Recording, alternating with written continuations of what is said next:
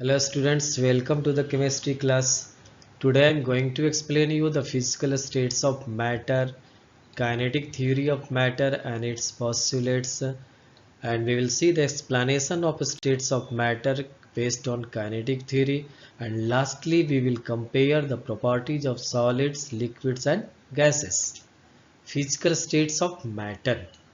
On the basis of magnitude of intermolecular force of attraction, intermolecular force of attraction, that means force of attraction between the molecules of matter, intermolecular space, the space between the molecules, and random motion of the molecules. As we know, the molecules are in constant motion.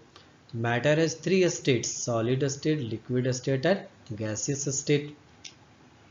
Let us see in the diagram. The first one is ice, it is in solid state; water, it is in liquid state; and vapor, it is in gaseous state. And this is the unique property of water, that it can be present in all the three states: solid, liquid and gases. Let us see kinetic theory of matter. Kinetic theory of matter states that any matter, whether solid, liquid or gas, is made up of tiny particles which are in constant motion. Let us see the main postulates of kinetic theory of matter. First postulate: matter is composed of various small particles called atoms and molecules. They are very small. Particles of similar matter are same and that of different matters are different. For example, if we take the particles of iron from the different sources, their particles will be same, whereas if we take the particles of iron and gold, their particles will be different. Particles of matter have a space between them. That space is called interparticle space, which is different in solids, liquids and gases. Particles of matter are attracted by a force of attraction called interparticle force of attraction. It is also different in solids, liquids and gases. Particles of matter are always in a state of random motion.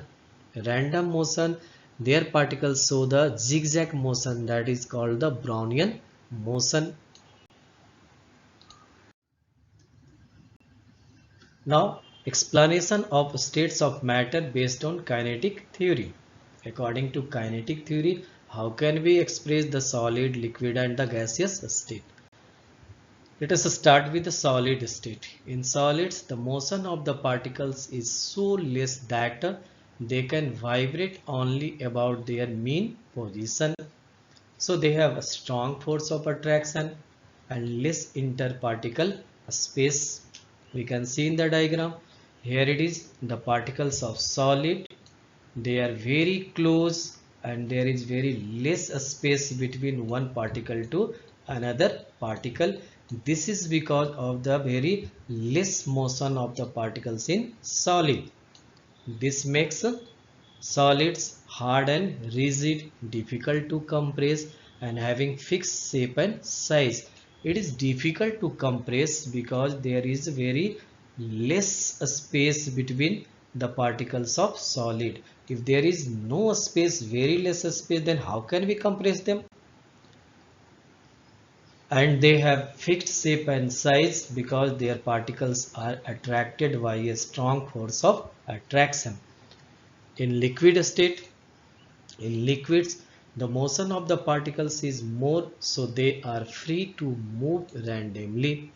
They have less force of attraction and more interparticle space. Let us see in the diagram. We can see in the diagram there is more a space between one particle to another particle. It is because their particles have more random motion. As they have more random motion, so they have more space. They have more space, so they have less intermolecular force of attraction. This makes liquids flow and take the shape of container in which they are kept and having no definite shape. They can take the shape of container, that means in which we put the liquid, that container, that liquid will take the shape of that container, and they don't have the definite shape. In gaseous state, in gases the motion of the particles is maximum, so they are free to move anywhere as they have maximum force, as they have maximum motion, so they have least force of attraction and maximum interparticle space. Let us see in the diagram. The distance between one particle to another particle is maximum in gases, and this is because they have maximum random motion. As they have maximum random motion, their particles are free to move anywhere. This makes gases flow very easily, easy to compress. We can compress them because they have more space between particles. There is more space between one particle to another particle, and they don't have definite shape because their particles are free to move anywhere. Let us compare the properties of solids, liquids and gases. Let us see in the table. The first property, mass. Solids have definite mass, liquids have definite mass and gases have definite mass. Shape. Solids have definite shape, liquids no fixed shape and gases no fixed shape. Volume. Solids have definite volume, liquid definite volume but gases indefinite volume. Packing of particles. In solid, the particles are very closely packed. In liquid, less closely packed, and in gases, least closely packed. Intermolecular force of attraction, it is strongest in the solid, weaker than in solids in liquid, and in weakest in the gases. Intermolecular space, it is least in solid, more in liquid, and most in gases. This is because in solid, the intermolecular force of attraction is the strongest. In liquid, it is weaker than the solid, and in gases, it is the weakest. Fluidity. Not possible in solids because particles are not free to move.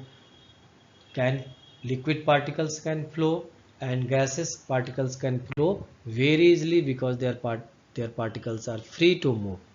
Compressibility, not possible in solid, negligible in liquid, and highly compressible in gases.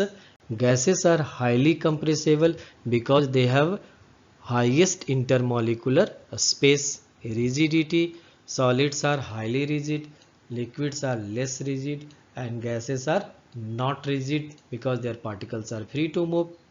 Kinetic energy, it is lowest in solid, higher in liquid, and highest in gases. Hope the things are clear. If you have any doubt, then you will consult me. Thank you. Have a nice day. Have a nice study.